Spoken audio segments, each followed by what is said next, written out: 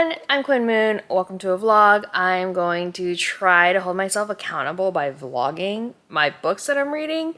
Otherwise, they kind of just fall off the rails. And the reason I'm doing it right now is because I actually have to finish this book fairly quickly, and I feel like I'll be held more accountable if I actually try to vlog it. So I'm going to be reading Split Tooth by Tanya Tagaq. I'm pretty sure I'm butchering that name, so I really apologize. In this story, we follow a little girl that is growing up in Nunavut. This is her story from childhood to adulthood. This is a coming of age story, and it's really harrowing and really disturbing. I'm about just under halfway through with this, and honestly, it's hard. Some pieces are really hard. Tanya Tagaq really mixes myth with fiction really well and really delves into her Inuit heritage. So I'm really enjoying it, but trigger warnings, there is quite a bit of essay, there's a lot of non-consensual activities. It's very good, it's very short, and it's a bit of a trip sometimes, but I'm really enjoying it. I will probably be rereading this at some point. So, gonna settle in and get a little bit of reading now. I just read another chapter, and I'm really glad that I did because it kind of recenters me in the story. I'm really loving that we get the perspective of a child growing up, going through her development, enduring growth through school, the insecurities that come with being a teenage girl, the attitudes that her classmates have, and the very relatable insecurities that are portrayed very honestly. There's feelings of shame, there's feelings of desire, there's feelings of confusion and hatred and envy when there shouldn't be envy, and arrogance when there shouldn't be arrogance because of just the toxicity and the unhealthy environment that the little girl is growing up in. While some parts are really difficult to stomach, it's so real, and I love that this little girl also is self-aware enough that she knows this isn't right. She also knows that she has a connection with the spirits that a lot of people might not have, and she really leans into her indigenous heritage and craves a time when the shaman was the ruler, when the universe, the energies of the universes dictated what happened in the world, how you interacted with the world, when nature was respected. I really love that I see the connection that this particular narrator has with her surroundings, and it doesn't seem to be prevalent in every character.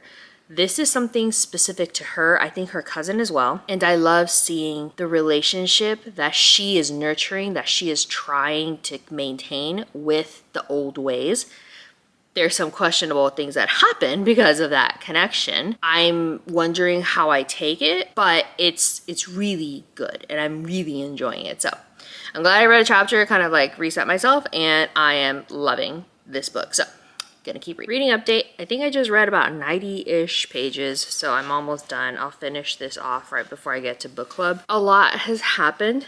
Clearly, our main character is officially pregnant. The parentage isn't clear simply because you mix myth and reality so well. That's obviously purposely done. This book is not for the faint of heart. I recommended it for my book club because I wanted to read it and I'm enjoying every moment of it, but I will not lie and say that it's not a bit of a difficult book to read sometimes. It's kind of insane, the level of toxicity, abuse, non-consensual activities happening. We explore feelings of shame, guilt, envy, superiority, arrogance. There's a lot of really difficult and heavy emotions that are explored from the perspective of a very young main character in a world that is taking advantage of her at every turn. There's one or two instances where there's some revenge that's taken, and it's not right, but I can't help but root for the main character because of how wrong she was. How wronged.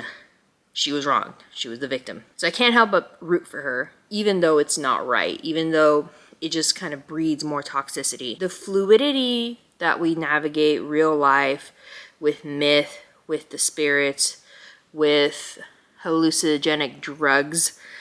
I don't know if everything is her own spiritual presents, or if it's the drugs, or if it's hypothermia because she's always out on the ice, which is fine, but that does cause physical problems. And the amount of like secrets, like people are getting hurt, but nobody wants to tell the adults. Granted, the adults in this book are not trustworthy, and I would not tell them anything because it would just make it exponentially worse. There's a lot of really troubling, heavy topics in this book, and it's pretty tiny. So while I'm really enjoying it, I'm pretty sure I know how it ends, and it's problematic at best, but still really raw, honest, and really well done. I can see why this was received with such accolades and with such critical acclaim. It's a harrowing read, but it's really good and really honest. I'll finish it tomorrow. I'll provide an update,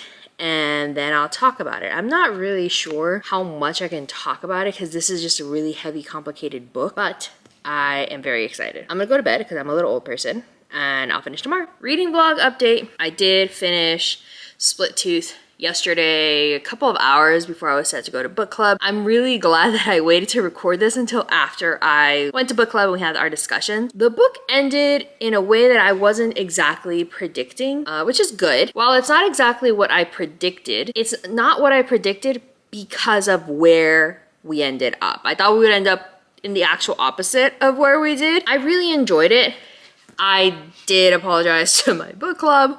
Like, if I had known what we were getting into, I would not have recommended this as like a book club read. Thankfully, they're up for reading absolutely anything, and they were okay with it. It was mostly well received. There were a couple people that were like, I missed the entire point of the book. I didn't like it. It wasn't for me. And absolutely. This is very stream of consciousness, fantasy. It reads like a myth. That's why I loved it, and I didn't realize it until I got to the book club that it read like a myth. And that's what I loved about it. It was not plot driven. It was not really even character driven.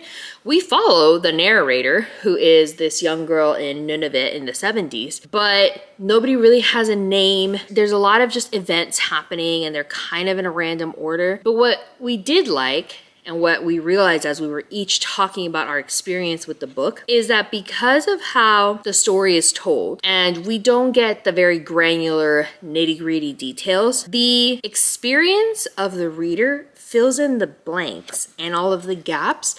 That's such a short book that is not that long, has pictures, has poetry, which is actually some of her throat singing, and isn't really taking up all of the page. All of those gaps are filled by readers' experiences. So I read myth because I love reading myth, and that's kind of all I do. Another girl that attended read trauma. Another girl read empowerment. Another girl saw a lot of shame. So because of their own experiences and their own expectations with coming of age women's stories, they filled in the gaps, and so their reading experience was vastly different from mine. There was commentary that there was very few things that kind of placed this book in the 70s. It was kind of arbitrary how it was set in the 70s. It could have been anywhere, especially in such a remote place as the town that this was set in appears to be. But it was the importance of the connection with nature that mattered even more. I don't know the history of Nunavut. I don't know if there was like fresh colonial influences in the 70s. One of the girls referenced a TV show that I don't watch because I'm old. But the setting of the town really underscores the isolation and almost the spiritual, mystic mystery that is found throughout the entire book. I really enjoyed the fact that you didn't know if some of it was real or if some of it was myth. You didn't know if you were in the spirit world or in the human world. You didn't know if certain events had actually taken place or if they were all in her head. You didn't know if the spirit in the room with her was an actual spirit in her head or a person that she was likening to the spirit. So you really have to just let yourself flow into the story. Now, a couple of people did try to read the audiobook. Tanya Tagaq is an improvisational performer. She didn't read her book.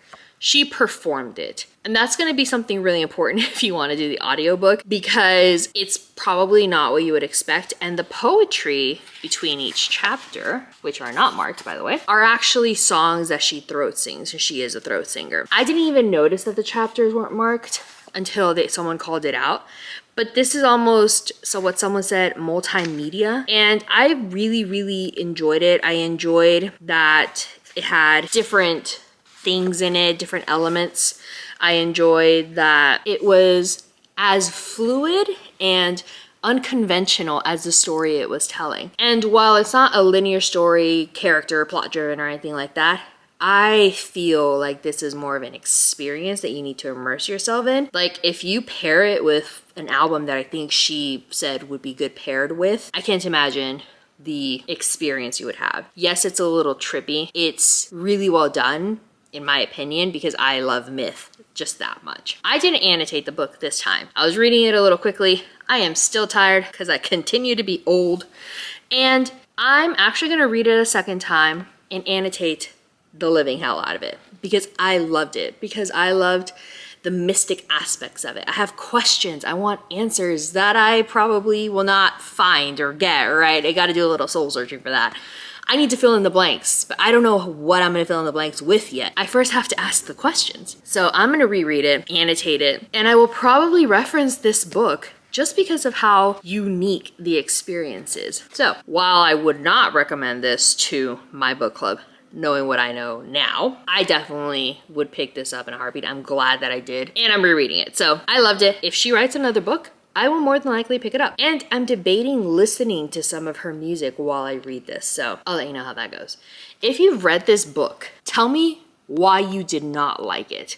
I'm curious to hear other people's opinions. I want to know why you did like it. Obviously, I want to talk about that. But why didn't you like it? And what did you read into it? What gaps did your life fill in here? I cannot wait for these discussions.